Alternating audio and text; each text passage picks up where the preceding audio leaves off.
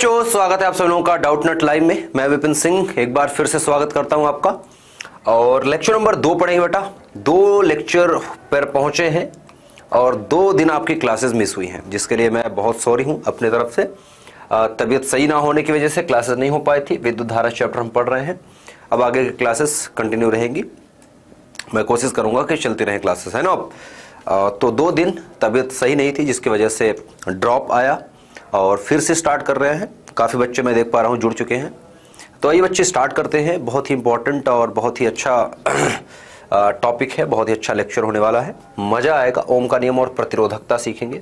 हालांकि ये टॉपिक आप क्लास 10th में सीख चुके हैं, लेकिन ग्राफ वगैरह आपको 10th में नहीं दिखाया गया था। मैं ग्राफ के थ्रू आपको समझाने की कोशिश करूंगा। तो विद्युत धारा के बारे में हम पढ़ रखे हैं, धारा घनत्व के बारे में पढ़ रखे हैं, ओम का नियम और प्रतिरोधकता, 2 चीजें सीखेंगे। बहुत इंपॉर्टेंट है, मजा आएगा, तोड़ फोड़ के रख देंगे, मचाएंगे। क्विज का पहला क्वेश्चन आने को है और उसका सामना आपके सामने होने वाला है। और पहला क्वेश्चन ये रहा, जल्दी से आंसर करेंगे सभी बच्चे, देख करके करेंगे। इसके लिए मैं 40 सेकंड का समय देता हूं आपको। इस 40 सेकंड के अंदर इसका मान कैलकुलेट करना है आपको, जल्दी से करना है। इस चीज को आपको बता रखा है, इसको ठीक है कैसे करना है। इस तरह का क्वेश्चन आपको बता रखा है पहले ही, ठीक है। जल्दी करेंगे बच्चे। चलिए चलिए चलिए चलिए, थोड़ा सा आप हाथ बढ़ाइए फटाफट से। रेडी है ना, राय राय करिए, आंसर बताइए फटाफट से। 40 सेकंड है, 40 सेकंड होने वाला है बेटा। जल्दी से फटाफट तरीके से। क्या दे रखा है? 10 इलेक्ट्रॉन का आवेश प्रवाहित हो रहा है। 10 इलेक्ट्रॉन का, इलेक्ट्रॉनों की संख्या दे रखे, इलेक्ट्रॉन का आवेश आपको पता है, आवेश कितना प्रवाहित हो रहा है, तो धारा का मान निकालना है 1 सेकंड से, 1 सेकंड में, ठीक है। हो गया। चलते बच्चे अगले क्वेश्चन पे। अगला क्वेश्चन ये रहा आपके सामने, एम्पियर सेकंड मात्रक किसका है? एम्पियर सेकंड किसका मात्रक है बेटा? एम्पियर सेकंड किसका मात्रक है, ये आपको बताना है, राय राय करते हुए और ध्यान से देखते हुए बोलना है बेटा, ध्यान से देखते हुए बोलना है, ठीक है। विद्युत ऊर्जा का या विद्युत विभव का या फिर आवेश का या फिर विद्युत धारा का, क्या होगा इसका आंसर? जल्दी से राय राय करिए, जल्दी से राय राय करिए बच्चे। हाँ जी बच्चे, जोश के साथ, जोश कम नहीं होना चाहिए, जोश कम नहीं होना चाहिए। हो गया सबका? आ गया क्या? सबका आ गया?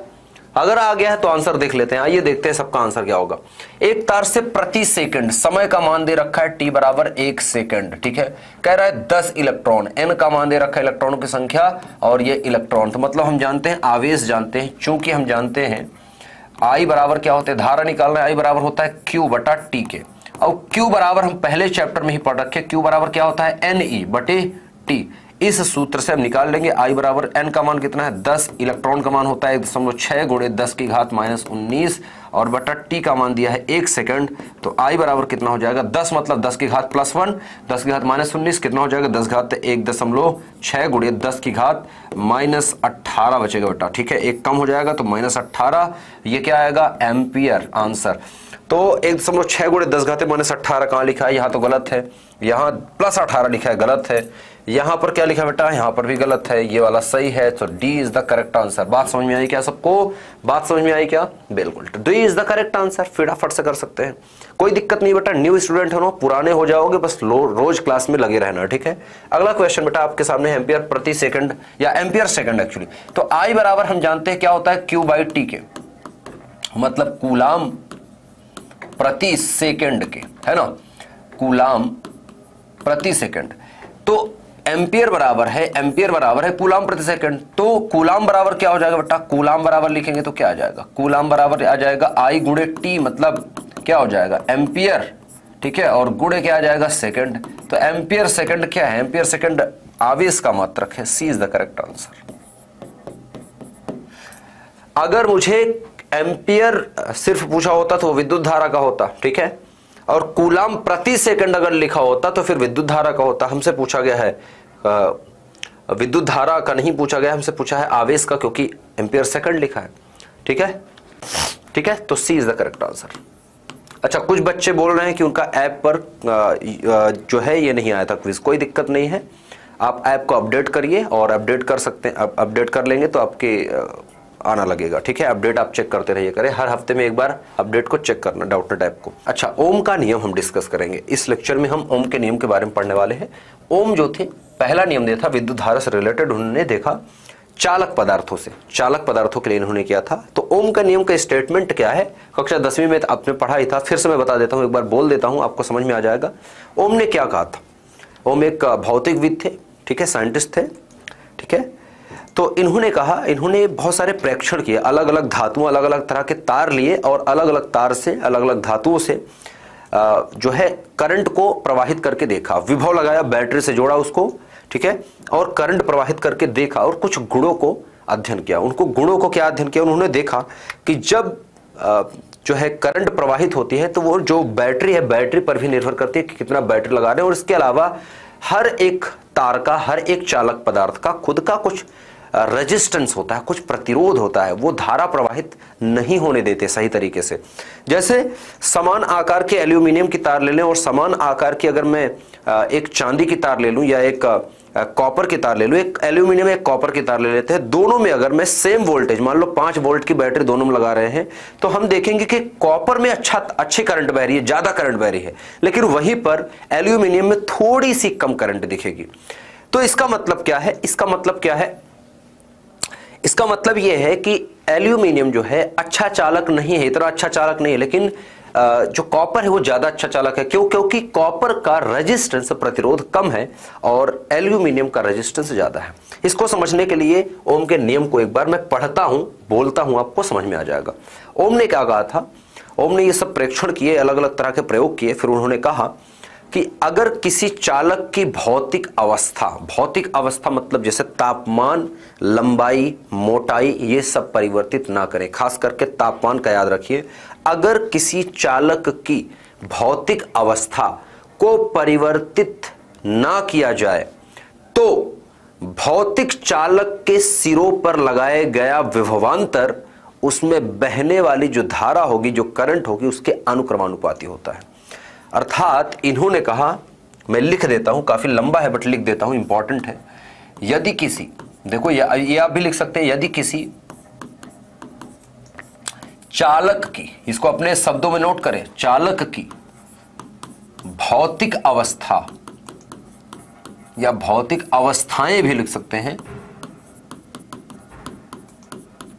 भौतिक अवस्थाएं जैसे तापमान जिसको बोल रहे हैं, ठीक है, लंबाई, मोटाई आदि, ठीक है, भौतिक अवस्थाएं ताप, लंबाई, मोटाई इत्यादि परिवर्तित ना की जाए या ना की जाए तो अब यहां से स्टार्ट होता है नियम। ये तो था कि क्या नहीं होना चाहिए, किन चीजों का ध्यान रखना है। तो ये जो ओम ने कहा, ये वाली पहली लाइन में आपको सिर्फ ध्यान रखने के लिए बता रहा है कि किन चीजों का ध्यान रखना है आपको। इसके बाद अब देखिए ओम का नियम क्या कहता है। तो अब स्टार्ट होता है ओम का नियम। तो चालक के सिरों पर लगाया गया विभवांतर, तो चालक के सिरों पर लगाया गया विभवांतर चालक में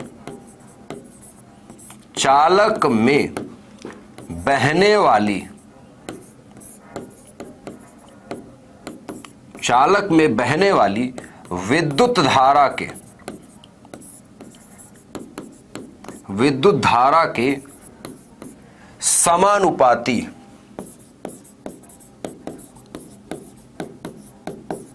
समानुपाती को एक और शब्द से जाना जाता है जिसको बोलते हैं अनुक्रमानुपाती।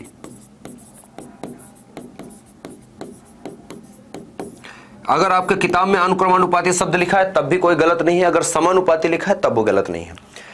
तो चालक में बहने वाली धारा चलने वाली विद्युत धारा के समानुपाती या अनुक्रमानुपाती होता है।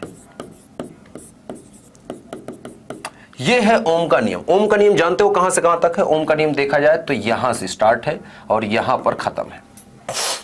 अर्थात मैं आपको एक चित्र दिखाता हूं। अर्थात एक चालक तार ले लेते हैं, ठीक है, एक चालक तार ले लेते हैं।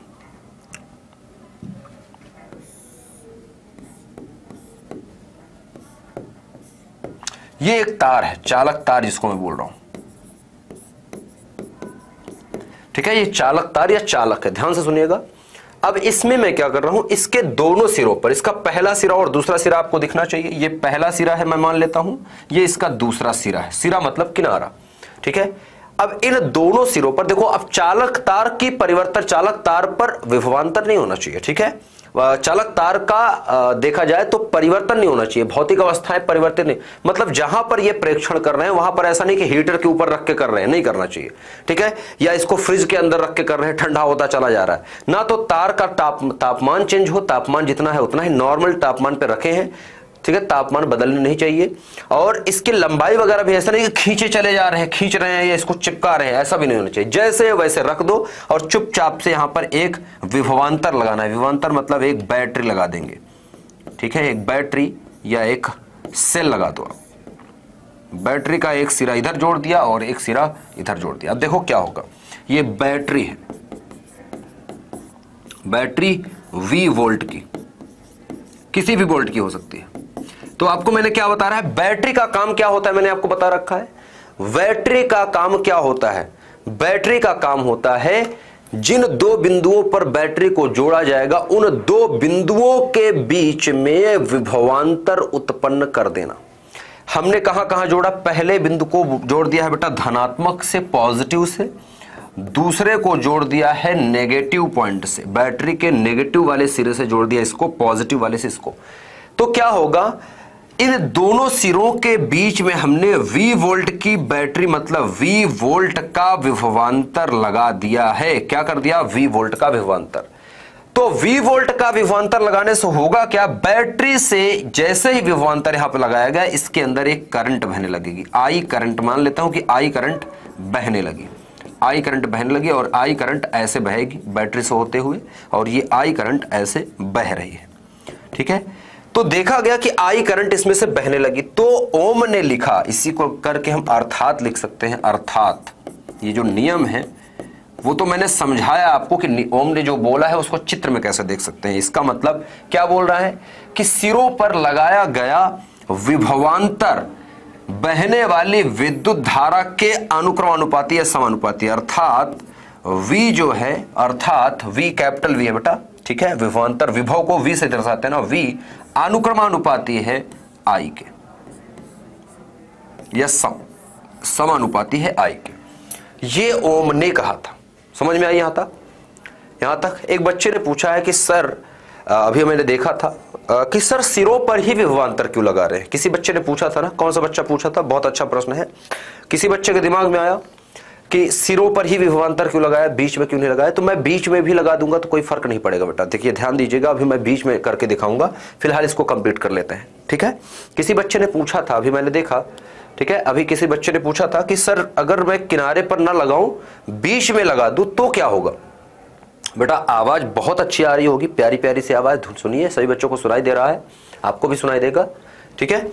तो V अनुक्रमानुपाती है I के। अब मैं इसको अगले पेज पे लेकर चलता हूं, यहां पर जगह कम है, हमारे पास आ गया है V अनुक्रमानुपाती है I के, ठीक है। अब इसको मैं लिखूं अगर, तो हम जानते हैं कि बराबर का जब चिन्ह लगाते हैं बेटा, जब हम अनुक्रमानुपाती का चिन्ह हटा के बराबर का चिन्ह लगाया करते हैं तो एक नियतांक आता है। तो अगर मैं V बराबर करना चाहता हूं तो यहां पर एक नियतांक आएगा, एक अनुक्रमानुपाती नियतांक आता है, उसको हम R से निरूपित करते हैं, R, और ये आता है I, V बराबर RI या IR, ठीक है।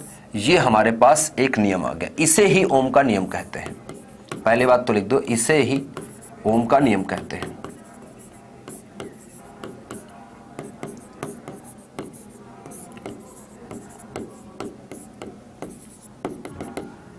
ठीक है, ये ओम का नियम हो गया, V बराबर IR। अब R क्या है यहां पर, यहां R एक अनुक्रमानुपाती या समानुपाती नियतांक, समानुपाती साहब लिखना आपको पसंद है, समानुपाती लिखिए। यहां पर R एक समानुपाती नियतांक है, ठीक है। जब समानुपाती का चिन्ह हटता है तो एक नियतांक आता है, तो नियतांक है जिसे, इसका एक नाम भी है, जिसे चालक तार का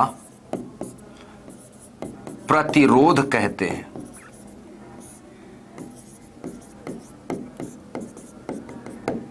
ठीक है, ये R जो है ये प्रतिरोध होता है। प्रतिरोध का मतलब जो करंट को आराम से प्रवाहित नहीं होने दे, जो करंट के प्रवाहित होने में अड़चन डाले, रुकावट डाले। मतलब जैसे आप रोड पर चले जा रहे हैं, मान लो एक ही ऐसी रास्ता, कोई ऐसी पगडंडी है जिस पर ऐसा रास्ता है कि एक आदमी ही चल सकता है। अब उस पर अगर सामने से एक और आदमी आ जाए या आपके बगल बगल में एक आदमी, अगर आपका दोस्त है कि आप कंधे पर कंधे पे हाथ रख के ऐसे चलना चाहते हैं तो नहीं चल पाएंगे, गिर जाएंगे। मतलब कि अड़चन डालने वाला कोई आ जाए, ठीक है। तो जो अवरोध उत्पन्न होता है, जो करंट आराम से प्रवाहित हो सकती थी उसके रास्ते में अड़चनें आ रही हैं, ठीक है, उसके रास्ते में प्रतिरोध आ रहे हैं, ठीक है। तो क्या होगा बेटा, तो वो क्या होगा, उसी को प्रतिरोध R बोलते हैं। उसी को प्रतिरोध, जो अवरोध उत्पन्न हो रहे हैं रास्ते में चालक तार के अंदर। जैसे एक नदी में पानी प्रवाहित हो रहा है, नदी में पानी प्रवाहित हो रहा है। अब नदी में क्या हो कि आगे क्या हो, एक बड़ा सा पत्थर रख दिया जाए, चट्टान आ जाए, तो क्या होगा, उस पानी के रास्ते में क्या आ गया, चट्टान आ गई, तो पानी क्या करेगा, उससे टकराएगा। या ऐसा सोचिए कि एक बम्बी है, पानी है, ठीक है, पाइप है, पाइप में पानी बह रहा है, और उसमें कोई कचरा आके पानी पाइप में फंस गया, तो क्या होगा, पानी कम निकलने स्टार्ट हो जाएगा। कचरा फंस जाता है पाइप में तो पानी कम आता है ना। तो जो कचरा फंसा है वो पानी के रास्ते में क्या है, विरोध उत्पन्न कर रहा है, मतलब प्रतिरोध है। वो पानी के रास्ते का प्रतिरोध है वो जो उत्पन्न हुआ है, ठीक है। पानी की धार को बहने नहीं दे रहा है। इसी तरह से करंट की धार को, ठीक है, विद्युत धारा को बहने जो नहीं दे रहा है वही प्रतिरोध है। अब प्रतिरोध को विद्युत प्रतिरोध बोलते हैं क्योंकि हम आवेश की बात कर रहे हैं। तो R जो है विद्युत प्रतिरोध R, विद्युत प्रतिरोध R की बात करेंगे यहां पर। विद्युत,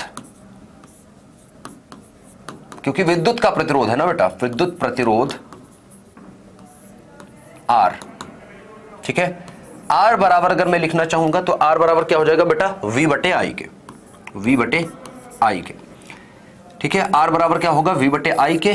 और यहां से I बराबर भी निकाल सकते हैं आप, चाहे तो यहां से I बराबर लिख सकते हैं, I बराबर आप लिख सकते हैं V बटे R के, ऐसा भी लिख सकते हैं इस सूत्र को। तो इस सूत्र के तीन रूपों से हम तीन अलग अलग रूपों में लिख सकते हैं। तो ये तो तीन अलग अलग रूप हो गए, ठीक है। अब थोड़ा सा आगे देखते हैं, ठीक है। एक बच्चे ने जो पूछा था कि सर किनारे पर की जगह अगर बीच में जोड़ दे तो क्या होगा। तो जो बच्चे ने कहा था कि सर सिरों पर ही क्यों लगाते हैं विभवांतर, किनारों पर ही क्यों लगाते हो, बीच में लगा दो तो क्या होगा। तो मैं दिखा देता हूं बीच में लगाएंगे तो क्या फर्क पड़ेगा, मैं बस दिखा के फिर हटा दूंगा बेटा। जैसे एक तार है, सोचो कि ये तार है लंबा सा, ठीक है। डाउट अच्छा है इसलिए मैं बता रहा हूं, अच्छे डाउट पूछेंगे तो मैं बिल्कुल बताऊंगा, ठीक है। मान लो कि ये एक चालक तार है, ये तार है एक, ठीक है, और इसका ये पहला सिरा है, ये दूसरा सिरा है। मैं पहले और दूसरे सिरे पर नहीं लगा रहा इस बार मैं क्या कर रहा हूं बेटा, एक बैटरी है, ये एक बैटरी है, इस तरह से बैटरी का धनात्मक और ऋणात्मक सिरा आपको दिख रहा है। मान लो इसको पहले सिरे से जोड़ दिया, लेकिन दूसरी बैटरी का सिरा मैं यहां पर जोड़ दे रहा हूं, यहां पर जोड़ दिया, तो किन दो बिंदुओं के बीच में जुड़ा है। मान लो इस पॉइंट को बोल देता हूं कि कोई पॉइंट है, मान लो P पॉइंट पर जोड़ दिया, ठीक है, P बिंदु पर जोड़ दिया। अगर बैटरी को ऐसे कहीं बीच में जोड़ दिया जाए तार के, तो क्या इस तार के इस तरफ का कुछ मतलब बचा क्या, नहीं। क्यों, क्योंकि धारा जो बहेगी बेटा, जो करंट बहेगी वो किधर बहेगी जानते हो, करंट इधर से जाएगी, ऐसे जाएगी, ऐसे जाएगी, ऐसे जाएगी, ऐसे जाएगी, और यहां से मुड़ के नीचे आ जाएगी, ठीक है। क्योंकि बैटरी इधर की तरफ है ना, तो आगे जो है ये ना के बराबर है, तो ये दूसरा सिरा अपने आप ये दूसरा सिरा बन जाएगा। तो जो विभवांतर होगा, अगर ये V वोल्ट की बैटरी है तो V वोल्ट का विभवांतर एक और P पॉइंट के बीच बनेगा, और जो करंट बहेगी I वो सिर्फ और सिर्फ यहां से जाएगी और यहां से घूम के चली जाएगी, इधर जाएगी नहीं करंट, क्योंकि परिपथ कंप्लीट नहीं हो रहा है, रास्ता कंप्लीट नहीं है, तो उधर जाएगी ही नहीं करंट, उधर क्यों जाएगी, इधर आएगी फटाफट से, ठीक है। अब आप सोचो कि अगर सर टच करूंगा इसको तो फिर करंट लगेगा कि नहीं। अगर करंट, सोचो अगर किसी के दिमाग में आए ये क्वेश्चन तो अच्छी बात है। अगर कोई बच्चा सोच रहा हो कि सर अब अगर ये करंट यहां पर मान लो जुड़ी है, करंट ऐसे चल रही है, तो क्या मैं इसको छूंगा तो करंट लगेगा कि नहीं। मान लो ये एक रॉड है, एक बड़ी सी मोटी सी लोहे की रॉड है, इस पर ऐसे तार यहां से जोड़ दिया गया और यहां टच करते हैं, तो क्या करंट लगेगा, बिल्कुल लगेगा। क्यों, क्योंकि जब हम टच करेंगे तो टच करते ही, जैसे हमने टच किया, ये कोई भी जाके अगर इसको ऐसे टच करता है तो टच करने से क्या होगा बेटा, ये है ग्राउंड, खड़े हो, और तुम्हारे शरीर में है पानी, खून, हर चीज। जैसे टच करोगे ये करंट दौड़ करके अपने इधर आ जाएगी। करंट की रफ्तार बहुत ज्यादा होती है बेटा, करंट की रफ्तार बहुत ज्यादा, ठीक है, लगभग 2 से 2 लाख के आसपास, 2 लाख किलोमीटर प्रति सेकंड। तो तुरंत ही करंट लग जाएगी। तो करंट लगेगी, लेकिन अगर इसमें नहीं टच है, कुछ नहीं टच है, ये ऐसे खुला हवा में टंगा हुआ है, तो करंट सिर्फ इतने में ही बहेगी, उधर करंट नहीं जाएगी। अगर कहीं पर कोई टच करेगा, परिपथ कंप्लीट कर देगा तो लग जाएगी करंट, परिपथ कंप्लीट नहीं करेगा तो नहीं होगी। प्लास्टिक की डंडी इसमें टच करा दो, कभी करंट नहीं आएगी नीचे। क्यों? क्योंकि परिपथ कंप्लीट नहीं हो रहा है, ठीक है। अगर मैं यहां पर इस तार को यहां से ले जाके यहां जोड़ दूंगा तो चलेगी, यहां करंट आएगी अब, ठीक है। तो ये याद रखिए। तो परिपथ में 2 बिंदुओं के बीच में जोड़ा गया है। जरूर नहीं सिरे पर जोड़े, ये जरूर नहीं है, लेकिन सिरे पर लेके परीक्षण करते ना, क्योंकि बीच में आप जोड़ेंगे तो इतना जोड़ नहीं पाएगा ना, सिरे पर जोड़िए, ठीक है। तो जहां जोड़ेंगे वही सिरा है, ठीक है। चलिए, यहां तक बात सबको समझ में आई क्या? एक बार राय करें, समझ में आई तो यहां पर बात समझ में आई कि राय करिए एकदम, बताइए, ठीक है। करंट लग जाएगी, ठीक है। अब थोड़ा सा पीछे आके इसको दिखाता हूं। R बराबर V बटे I। V का मात्रक क्या होता है बेटा? वोल्ट। R का या प्रतिरोध का जो मात्रक होता है, प्रतिरोध का मात्रक इस साइंटिस्ट के नाम पर ही रखा गया है, ओम, ठीक है। इनको सम्मान देने के लिए इन्हीं के नाम पर इसका मात्रक ओम होता है, ठीक है, ओम होता है। ओम जो होता है बेटा, इसका प्रतीक भी है, ओम का जो चिन्ह है, ओम का चिन्ह है बेटा इस तरह से, ये जो चिन्ह है ब्रैकेट में, इसको ओम बोलते हैं। ये जो चिन्ह बना है, ये ऐसे, फिर ऐसे, फिर ऐसे, ये ओम है। तो ऐसा भी बना सकते हैं आप, ऐसा भी बना सकते हैं, ये परफेक्ट चित्र है, ऐसा भी बना सकते हैं। तो ये ओम का चित्र होता है, ठीक है, ओम का चिन्ह होता है। अब अगर यहां से इस सूत्र के हिसाब से देखें तो लिखा है R बराबर V बटे I। अब ओम क्या होता है इसको देख लीजिए। R मतलब ओम, ओम बराबर होता है V मतलब वोल्टेज, तो वोल्ट, इसका मतलब क्या होता है? वोल्ट, और नीचे लिखा है बेटा एम्पियर।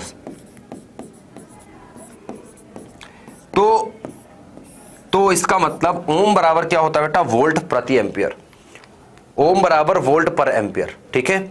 ओम को आप चाहें तो लिख सकते हैं वोल्ट पर एम्पियर, इसको आप चाहें तो ओम बराबर लिख सकते हैं वोल्ट पर एम्पियर, ठीक है, वोल्ट पर एम्पियर भी बोल सकते हैं।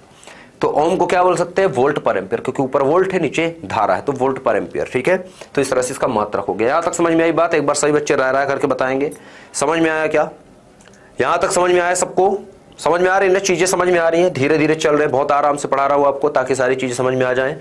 कोई पर कहीं पर मिस हो रहा है तो बता सकते हैं आपको, अगर कहीं पर आपको डाउट है पूछ सकते हैं। बेटा फालतू का डिस्कशन नहीं बेटा। राहुल बच्चे, अच्छे बच्चों में तुम्हारी गिनती होती है, और इस तरह बेहुदा हरकत करोगे तो आज के बाद ऐसे नजर में फट से गिरते हैं। नजरों में बनना बहुत टाइम लगता है, नजरों में बनने के लिए बहुत टाइम लग जाता है बेटा, और नजरों से गिरने के लिए एक हरकत ही काफी होती है। तो ये हरकत मत करिए, ठीक है।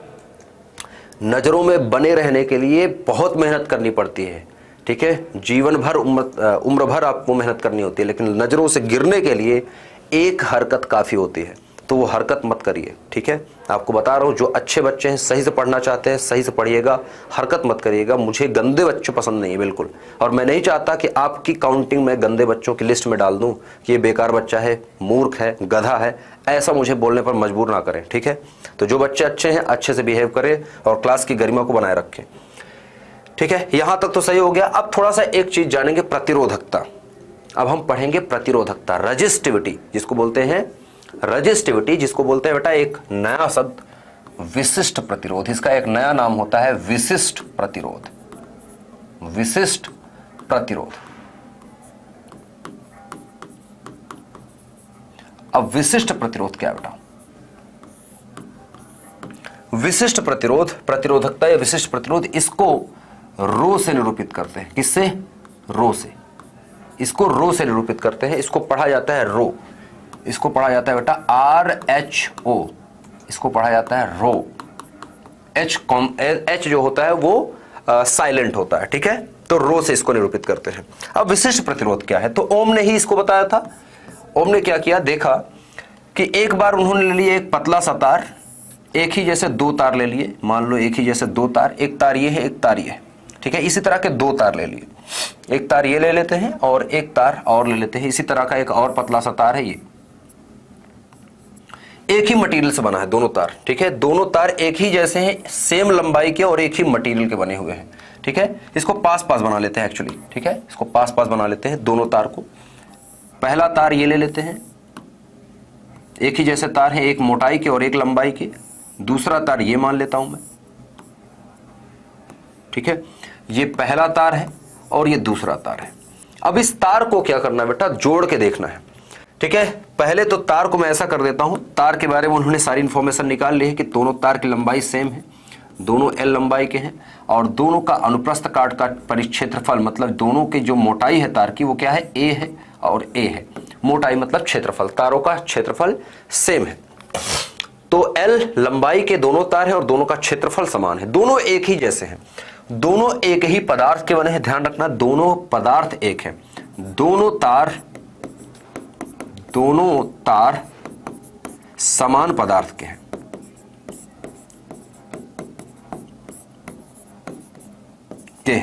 चाहे जो पदार्थ का आप एग्जांपल ले लें, मान लो दोनों कॉपर के हैं, या मान लो दोनों एल्यूमिनियम के हैं, मान लो दोनों लोहे के हैं, जो भी मानना है, मान लो दोनों सोने के हैं या मान लो दोनों चांदी के हैं, जिसका भी मानना है आप मान सकते हैं।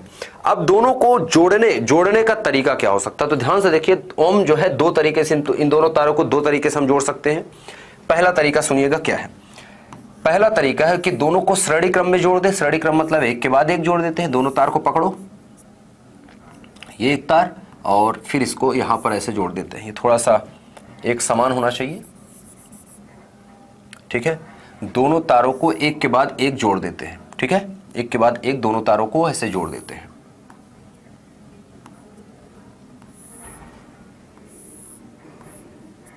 तो ये L लंबाई का तार है और ये भी L लंबाई का तार है, ठीक है। इसका अनुप्रस्थ काट का क्षेत्रफल देखो A है, इसका भी अनुप्रस्थ काट का क्षेत्रफल A था, तो दोनों एक समान रूप से जुड़ गए, ऐसे जुड़ गए, ठीक है। A इसका क्षेत्रफल है, सिंपल सी बात है। लेकिन लंबाई, अब टोटल लंबाई अगर मैं देखूंगा तो टोटल लंबाई कितनी हो गई, हो गई बेटा 2L। टोटल लंबाई अगर मैं देखूं तो 2L हो गई। ध्यान से देखिएगा, यहां पर पहले इसका प्रतिरोध निकाल रखा था कि इसका प्रतिरोध R है, उसका भी प्रतिरोध R है, ये ओम ने निकाल रखा है पहले से, हमें पता है, अलग अलग तारों का प्रतिरोध हमें पता है। अब जब इनको जोड़ दिया गया तो ध्यान से देखिएगा जोड़ देने पर क्या फर्क पड़ेगा। जब जोड़ दिया तो ओम ने फिर से परीक्षण किया, यही फिर से इसके सिरों पर तार के सिरों पर विभवांतर लगाया, तो इन्होंने देखा कि जब लंबाई बढ़ गई तो इन्होंने देखा, पहली चीज इनको मिला कि R का मान जो है, प्रतिरोध जो नया प्रतिरोध है या जो अब प्रतिरोध मिल रहा है इनका, R जो है अनुक्रमानुपाती है L के।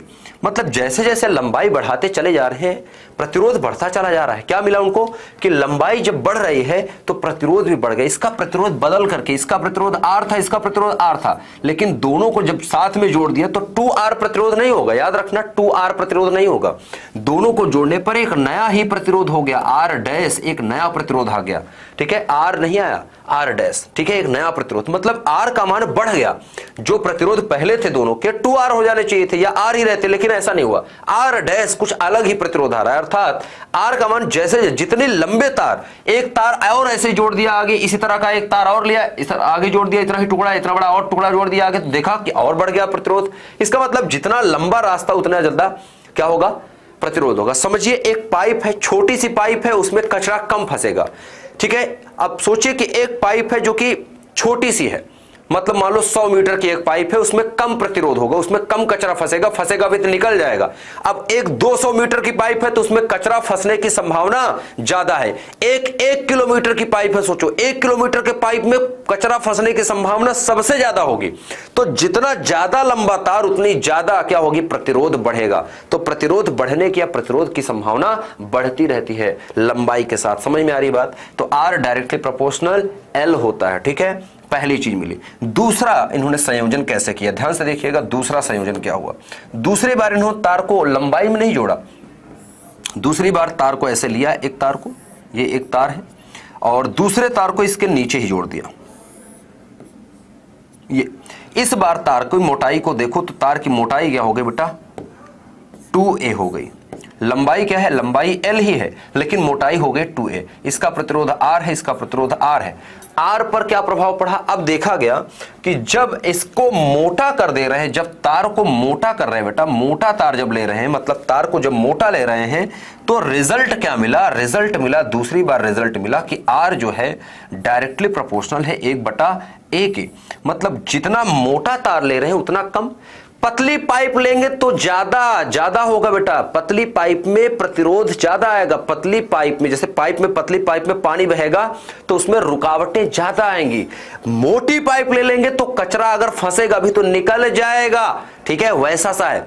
तो मोटा तार ले लिया तो करंट आराम से बहेगा, पतला तार लेंगे तो ज्यादा दिक्कत आएगी। हमारा नाम ले लीजिए, पढ़ लिया ना आपका मैसेज, क्या ही है बेटा, कृष्णा लिख रहा है तू नाम अपना, ठीक है, .com ऑफिशियल, फालतू की चीजें कर रहा है ना, अपने नाम लिख बच्चे, क्या दिक्कत है, ठीक है। सब बच्चों का नाम ले रहा हूं, ठीक है, देख रहा हूं मैं, सब बच्चों को देख रहा हूं, नाम नहीं लूंगा तब भी सब बच्चों को देख रहा हूं। अच्छा, R directly proportional to L, R directly proportional to 1/A, ये दो चीजें देखने को मिली। लंबाई ज्यादा होगी तो प्रतिरोध बढ़ जाएगा, मोटाई ज्यादा होगी तो प्रतिरोध घट जाएगा, अर्थात दो चीजें हमें मिली। इन दोनों को मिला करके रिजल्ट देखिएगा आप, रिजल्ट, अब रिजल्ट की बारी है, रिजल्ट की बारी है। रिजल्ट आइए देखते हैं क्या मिला। रिजल्ट क्या मिला? रिजल्ट ये निकला कि R ही L के प्रोपोर्शनल है, और R जो है वो प्रोपोर्शनल है L के, और R ही प्रोपोर्शनल है L के, मतलब L/A लिख सकते हैं दोनों को मिला करके, अर्थात R डायरेक्टली प्रोपोर्शनल टू हो गया L/A। R directly proportional to क्या आ गया बेटा? L/A। रिजल्ट की बात कर रहे हैं, इसको ऐसा लिख लेते हैं, R डायरेक्टली प्रोपोर्शनल है L/A, दोनों को मिला करके लिखा। तो ये एक समीकरण, ये एक समीकरण, दोनों को मिला करके ऐसे लिख सकते हैं, ठीक है। 2A क्या है? 2A मैंने दिखाया कि मोटा हो गया तार, 2A का मतलब मोटाई ज्यादा होगी। पहले पतला तार था, दो पतले तार जोड़ देंगे अगर बगल बगल में तो मोटे हो गए ना बेटा। अगर दोनों तार डिफरेंट है तो बेटा प्रतिरोध अलग अलग होगा उसका, मैं आपको बता रहा हूं ना, वही बताने की कोशिश कर रहा हूं, ध्यान से देखिएगा, ठीक है। R directly proportional to L/A। अब यहां भी नियतांक हटेगा, तो जब हटेगा तो एक चिन्ह आता है, वो आता है रो, और यह आता है L/A। R बराबर आ जाता है रो L/A। यहां पर रो जो है वो है विशिष्ट प्रतिरोध या प्रतिरोधकता। ये बहुत इंपॉर्टेंट है, सूत्र है, ठीक है। अनुप्रस्थ काट का मतलब, अनुप्रस्थ काट का मतलब बेटा कि तू खीरा लिया है, खीरा कभी देखा है? खीरा लंबा सा होता है, इसको काट दे। खीरा काटने के बाद जो सामने से उसकी इसके गोला गोला जो खीरा बचता है ना, इसे बीच से चाकू मार दो, एक खीरा है उसको बीच से काट दो, तो क्या दिखता है? ऐसे गोला गोला सा दिखेगा, ऐसे खीरा है लंबा सा, इसको यहां से काट दें तो सामने से देखने पे क्या मिलेगा? ऐसे ऐसे कटा हुआ दिखेगा सामने से। ये जो कटा हुआ का क्षेत्रफल है, यही अनुप्रस्थ काट का क्षेत्रफल है। अनुप्रस्थ काट, अनुप्रस्थ लंबाई के लंबवत काट दिया तो उसका जो क्षेत्रफल दिख रहा है वही अनुप्रस्थ काट का क्षेत्रफल। तो तार है लंबा सा, इसको काटेंगे तो अनुप्रस्थ काट का क्षेत्रफल मतलब ये क्षेत्रफल, तार की जो मोटाई दिख रही है, सिंपल भाषा में मोटाई बोल दो। समझ में आई बात? अरे बात समझ में आई क्या? अनुप्रस्थ काट का मतलब समझ में आया ना, ठीक है। तो अनुप्रस्थ काट का क्षेत्रफल हो गया। R जो है, A जो है अनुप्रस्थ काट का क्षेत्रफल है, L जो है लंबाई है, रो जो है प्रतिरोधकता है। इसको मैं आगे लिखता हूं, R बराबर आ गया हमारे पास रो L/A। ये इंपॉर्टेंट सूत्र है, R का सूत्र है इसलिए प्रतिरोध का मात्रक ओम होगा, लेकिन रो का मात्रक, रो का सूत्र बनाएंगे तो रो बराबर हो जाएगा RA/L। RA/L आ गया है, याद रखिएगा। अब रो क्या है? ये प्रतिरोधकता है, इसका मात्रक क्या होता है बेटा? इसका मात्रक देखिए, ऊपर ओम लिखा है, ये है ओम, फिर A का मात्रक क्या होता है? क्षेत्रफल का मात्रक मीटर स्क्वायर बटे लंबाई क्या है? मीटर, तो M से M कट जाएगा, आ जाएगा ओम मीटर। तो प्रतिरोधकता का मात्रक क्या होता है? ओम का, इसका मात्रक जो है बेटा, इसका मात्रक क्या है? ओम मीटर। ये क्या है? मात्रक की बात कर रहे हैं, ठीक है। प्रतिरोधकता को विशिष्ट प्रतिरोध बोलते हैं और इसका मात्रक होता है ओम मीटर, ये याद रखिएगा। अच्छा, कुछ और चीजें, प्रतिरोधकता चालक पदार्थ के प्रकृति पर निर्भर करता है। प्रतिरोधकता का मान, प्रतिरोधकता रो का मान चालक पदार्थ की प्रकृति पर निर्भर करता है, निर्भर करता है। अर्थात अगर मैं सेम लंबाई का लोहे का तार लूं, सेम लंबाई का चांदी का तार लूं, सेम लंबाई का एल्यूमिनियम का तार लूं और सेम लंबाई का कॉपर का तार लूं, सेम मोटाई का, सेम लंबाई का, हर चीज सेम है, तो भी सबकी प्रतिरोध अलग अलग आएगी, क्योंकि सबकी प्रतिरोधकता अलग अलग है। जैसे एग्जाम्पल के तौर पर एक तार मैं बनाऊं सिंपल सा, इस तरह से एक तार है यहां पर, ठीक है, ये तार है, एक तार और बना दूं मैं यहां पर, एक तार और है इसी तरह का, इसी लंबाई का, इसी मोटाई का, एक तार और है इसी मोटाई का, इसी लंबाई का। बस अंतर ये है कि सब जो है बेटा अलग अलग पदार्थ के हैं। जैसे मैं बात करूं, चलो ये एल्यूमिनियम का है, ये कॉपर का है, ये फेरस है, फेरस मतलब लोहे का है, और ये मैं मान लेता हूं चांदी का है, ठीक है। ये अलग अलग मटेरियल के अगर है, सेम लंबाई के, सबकी लंबाई L है, सबका क्षेत्रफल A है, सबका अनुप्रस्थ काट का क्षेत्रफल है और सबकी लंबाई समान है, तब भी सबका प्रतिरोध अलग अलग होगा। और हो सकता है कि चलो मैं मान लूं प्रतिरोध अलग अलग ना हो तब भी, लेकिन सबकी प्रतिरोधकता रो अलग अलग होगी। ये इसका रो 1 होगा, इसका रो 2 होगा, इसका रो 3 है तो इसका रो 4 होगा, सबका अलग आएगा। पदार्थ पर निर्भर करेगा, पदार्थ अलग है इस वजह से उनका प्रतिरोधकता भी अलग होगा। सिंपल सी बात है, प्रतिरोधकता अलग आएगी अगर पदार्थ अलग है तो। सिंपल सी बात याद रखिएगा, इसका मात्रक ओम मीटर होगा, याद रखिएगा। आज के लिए बस इतना ही था। क्विज की तरफ चलते हैं, फटाफट से टाइम हो चुका है क्विज का, तो क्विज की तरफ चलेंगे। और ये लेक्चर जो है बहुत बहुत और बहुत इंपॉर्टेंट है, इस पर मैं प्रश्न भी करवाऊंगा आपको, हो सकेगा तो अच्छे प्रश्न करेगा डिस्कस कि तार को खींच के लंबा कर दिया तो कितना प्रतिशत बढ़ गया प्रतिरोध, कितना घट गया प्रतिरोध, कितने प्रतिरोधकता पर क्या प्रभाव पड़ेगा खींचने पर, लंबा करने पर, टेम्परेचर बढ़ाने पर, ये सब चीज सीखेंगे। आइए चलते हैं क्विज की तरफ, ठीक है, फटाफट से। लेकिन उससे पहले अगर मजा आया है तो राय राय करते बिना क्विज आएगा नहीं। राय राय एक बार तो करना पड़ेगा बेटा, राय राय, ये दोनों राय बहुत इंपॉर्टेंट है। बाद वाला राय राय तो आप कर ही रहे हैं, तो जल्दी से एक बार जल्दी से फटाफट से कर दिया जाए ताकि मजा आ जाए। आइए देखते हैं क्विज का प्रश्न, देखते हैं क्विज का पहला क्वेश्चन आपके सामने ये रहा। जल्दी से, मजा आया क्लास में कि नहीं आया क्या? मजेदार क्लास रहेगी। मेरी क्लास मजेदार ना हो ऐसा हो ही नहीं सकता। भौतिक विज्ञान बहुत इजी है, ठीक है। वो बेवकूफ थे जो तुम्हें भौतिक विज्ञान टफ बताते थे। भौतिक विज्ञान टफ नहीं है, भौतिक विज्ञान टफ थी जब तक तुम मुझसे नहीं मिले थे, मेरे क्लास में जब तक नहीं आए थे। मेरे क्लास में आने के बाद भौतिक विज्ञान कठिन लग जाए ऐसा हो ही नहीं सकता। आज तक कभी नहीं हुआ, आज कैसे हो सकता है? ठीक है, प्रतिरोध का मात्रक बताइए बेटा। ठीक है, हो गया, इजी क्वेश्चन था। अगला क्वेश्चन देखिए, ठीक है। निम्नलिखित में से कौन सा कथन ओम के नियम को व्यक्त नहीं करता? कौन सा कथन ऐसा है जो ओम का नियम का व्यक्त नहीं करता? कौन सा गलत है सूत्र, ये पूछा गया है, जल्दी बताइएगा एक बार। आगे चलते हैं, दोनों का क्वेश्चन का आंसर देखते हैं, फटाफट से देख लेते हैं। पहला क्वेश्चन बेटा, प्रतिरोध का मात्रक, इसमें कोई शक ही नहीं होना चाहिए, C is the correct answer. V बराबर आई आर, तो R बराबर V बटे आई, सिंपल सी चीज थी, आपने लगा लिया। अगला क्या है बेटा, निम्नलिखित में से कौन सा कथन ओम के नियम को व्यक्त नहीं करता? तो हमने अभी बताया V बराबर क्या होता है, आई आर। एक तो सूत्र ये हो सकता है, दूसरा सूत्र क्या हो सकता है, तीन सूत्र बनाए जा सकते हैं। या तो I बराबर हम लिख सकते हैं V बटा आर के, या तीसरा सूत्र लिखा जा सकता है कि R बराबर है V बटा आई के। ये तीन सूत्र ही लिख सकते हैं हम एक दूसरे से बना करके। तो धारा बटा विभवांतर, मतलब धारा बटा विभवांतर बराबर नियतांक, ये देखो उल्टा लिख रखा है, पहला ही गलत है। दूसरे देखो विभवांतर बटा धारा, V बटा आई बराबर नियतांक, नियतांक मतलब प्रतिरोध, बिल्कुल सही बात सही है, ठीक है। विभवांतर बराबर धारा गुणे नियतांक, विभवांतर बराबर धारा गुणे नियतांक, बिल्कुल ये भी सही है। डी नंबर को देखो, धारा बराबर विभवांतर गुणे प्रतिरोध। धारा बराबर कह रहा है, धारा बराबर विभवांतर और गुणे प्रतिरोध लिख रखा है, और ये धारा बटे विभवांतर बराबर नियतांक। ये दो है बेटा, यहां पर कंफ्यूजन हो सकती है आपको ए और डी में, क्योंकि यहां पर ए नंबर इसका करेक्ट होगा, डी नंबर में बेटा यहां पर स्लैश आएगा, यहां पर विभवांतर बटा प्रतिरोध आएगा, ठीक है। ये वाला सही होगा, यही वाला गलत है, तो वो सही हो जाएगा। उसमें गलती से ये रह गया है, इसको आप सही कर लेना, ये वाला आपका गलत है, ठीक है। धारा बटा विभवांतर नहीं होता बेटा, धारा बटा अगर विभवांतर करेंगे तो 1/r आ जाएगा, जो कि गलत है। ए नंबर करेक्ट है, यहाँ पर ए नंबर ही गलत है, गलत ही बताना था। कौन सा कथन नहीं व्यक्त करता, ये वाला है, ये वाला सही कर लेना, इसमें बटे का चिन्ह लगा के, ठीक है। हाँ, तो ये थोड़ा सा कंफ्यूजिंग हो गया था, इसलिए गलत है। तो आज के लिए बस इतना ही था बेटा, जल्द ही मिलेंगे आपसे नेक्स्ट लेक्चर में।